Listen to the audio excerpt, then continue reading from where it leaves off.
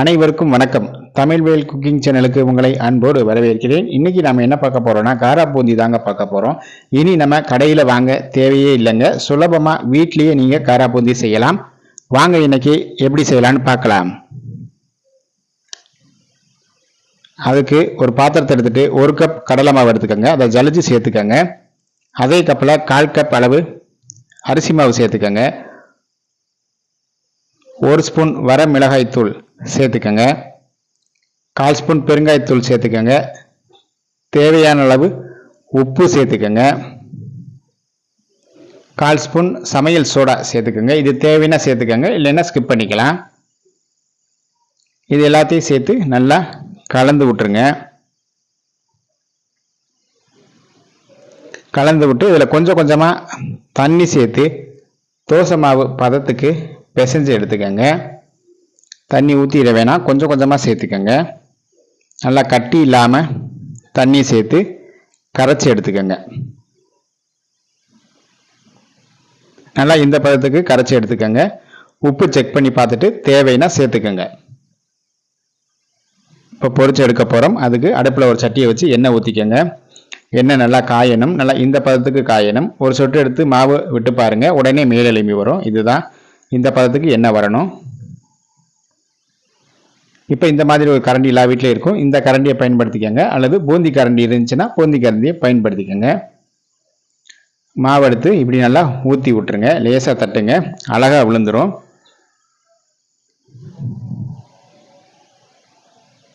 தீ கூடுதலாகவே இருக்கட்டும்.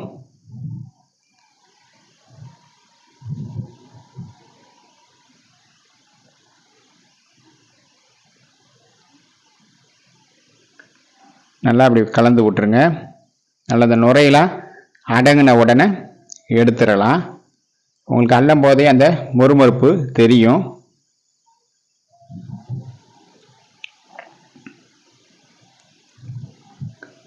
நல்லா இந்த பதத்துக்கு வந்த உடனே எடுத்துருங்க.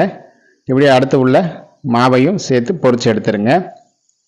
முதல் தடவை எடுத்துட்டு அடுத்த தடவை மாவு ஊற்றும் போது எண்ணெய் நல்லா காஞ்ச பிறகு ஊற்றணும். காரா பூந்திகளை எடுத்த உடனே அடுத்து மாவை ஊற்றிடக்கூடாது.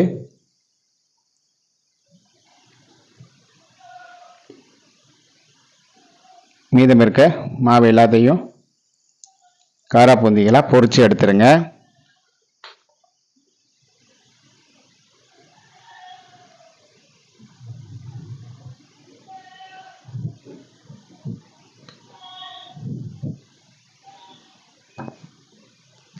இப்போ பொரிச்சு எடுத்துக்கிட்டாச்சு. இப்போ நிலக்கடலை எடுத்துருக்குறோம். பருப்பு பச்சை பருப்பு தான் எடுத்துருக்கிறேன். நீங்கள் வறுத்த கடலை இருந்தாலும் அதை சேர்த்துக்கலாம். இதை சேர்த்து நல்லா அந்த எண்ணெயில் பொரிச்சு எடுத்துக்கோங்க. இந்த மாதிரி தோல் வெடித்து வரும், இதுதான் பதம். அப்போ எடுத்துக்கோங்க. ஒரு 10 பூண்டு பல்ல தட்டி வச்சுருக்குறோம் தோலோட, அதையும் எண்ணெயில் போட்டு பொரிச்சு எடுத்துக்கோங்க. 2 கொத்து கருவேப்பிலையும் பொரிச்சு எடுத்துக்கிட்டாச்சு. இப்போ ஒரு அகலமான பாத்திரத்தை எடுத்து பொரிச்ச காரா பூந்திகளை சேர்த்துக்கோங்க.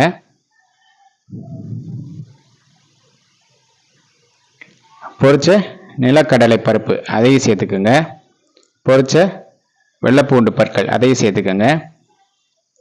1/2 ஸ்பூன் வரமிளகாய் தூள், 1/4 ஸ்பூன் உப்பு, இது உங்கள் தேவைக்கேற்ப காரமும் உப்பும் சேர்த்துக்கோங்க.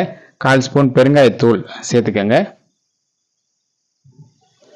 இது எல்லாத்தையும் சேர்த்து நல்லா கலந்து விட்டுருங்க. எல்லா பக்கமும் உப்பும் காரமும் படும்படி நல்லா கலந்து விட்டுருங்க. இதை